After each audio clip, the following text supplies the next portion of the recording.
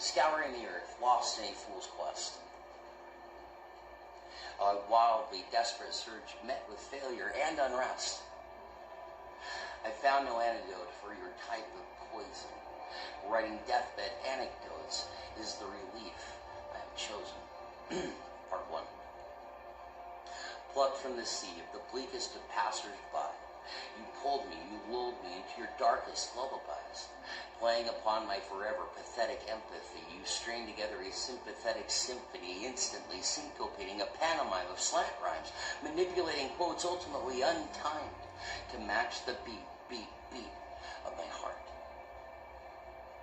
That thumping, resounding downbeat, fast thumping, resonating, that white heat you keep packed deep, then release through your art. And I was hooked from the fucking start. Part 2. Pumping, thumping, fades. Swaying over my heart's grave, ever so quietly, almost silently, ethereal sirens start their serenade, while setting the stage, hiding beautifully painted Easter eggs, hand grenades, while playfully admiring silver rings upon delicate fingers, uninquiring eyes seeing back what eloquently lingers in the click of pulling pins, confidently with casual ease, no care for the imminent rack-up of casualties. With each little tick, a stifled snicker slips, projecting the scores of fatalities, adding up bonus points for brutalities. Exchanges of confidence flickers, calculating who will be crowned winner for this year's sexiest sinner. It's in the subtle glimmer, so rhetorically erotic, yet methodically quixotic. If you can spot it, then you got it. Did you catch it? It all happened so fast, like the mischief in his eyes. That enticing little flash when you finally realize it wasn't in the plucking of wings off common houseflies about which he had fantasized. No, it's about flipping that switch which illuminates my eyes and is dimming on a whim. That spotlight he's cast upon me, grossly tantalized, and it's that same game of turning trauma into drama, interchanging pleasure for pain, upon which he capitalized by the mutilation of plump little flies just before my eyes.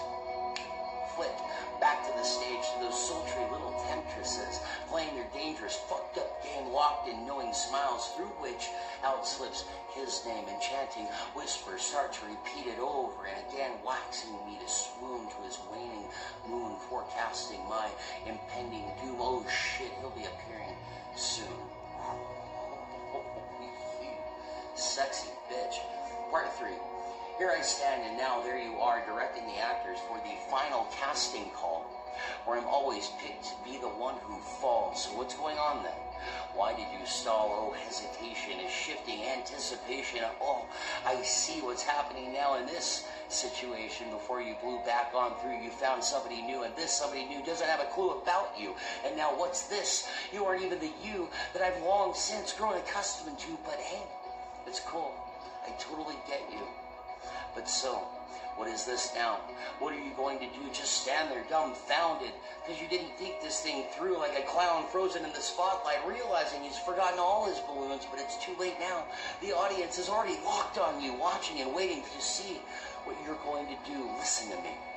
But this time, hear me too. It's just like I'm always trying to tell you, you can't dangle a person held on by thread and just leave them there hanging on out onto your ledge, hoping they'll just disappear, dropping right over that ledge, that edge, taking them down quietly with them, all the dread in your head for what is now coming undone. No, I ain't the fucking one. I'm not here to stay, but I'll hear your play, because I'm already invested in this mess that's been made. I'm already out you, along with the price that I had paid, but you broke your own rules, and here we all are now. It's your fucking stage. Part 4, daybreak, awakened, but not like the kiss of a gentle breeze, delivering flowery feels upon wispy air streams, carrying messages, massaging the validation I need by burying the savages, causing the aberrations I feed.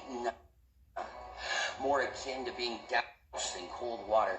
Quite unexpectedly, it's refreshing once I get past the sting of reality, once I catch the breath back that's been snatched out of me. out from me after I've laughed off the shock that I was lost in a dream of my mind playing tricks from behind blinding screens, leaving imagery implied but left dying unseen. Yeah. Strange shit forms in the mind when it wanders off sometimes during that brief time of the day, while the sun casts her rays and her illuminating light shines upon the underside of leaves, casting down toward the sky, casting shadows toward the sky for only the heavens to see. The bewitching hour, I've dubbed it, a bizarro type of reality. I'm always fascinated by that shit, but thankfully it's over for me today anyway. Tomorrow, we'll see.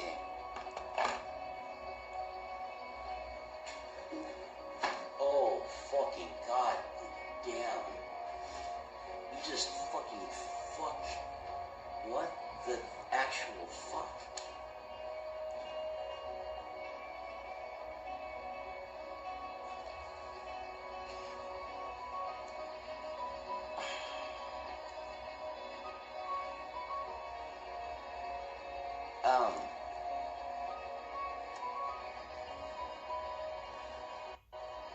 Give me a second.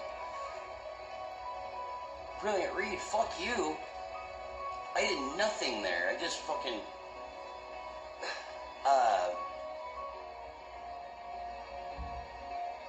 It was all of it. Yeah, Give me a second here. While I was reading it, I felt like I was reading Poe.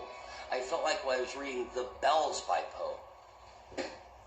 A modern iteration of it, and oh my god, that's fucking takes me back to the first cause reality of why I write poetry. I heard that rhythm and the trick inside of it tricking me into thinking it's nonsense, and yet it makes perfect sense if I subsume my own thought process to its reality, and then it becomes something welling up inside of me, wanting out. You fucking killed that. Dead as fuck. It is dying on the ground. Bleeding out. Rotten. Dead. Holy fuck, kid.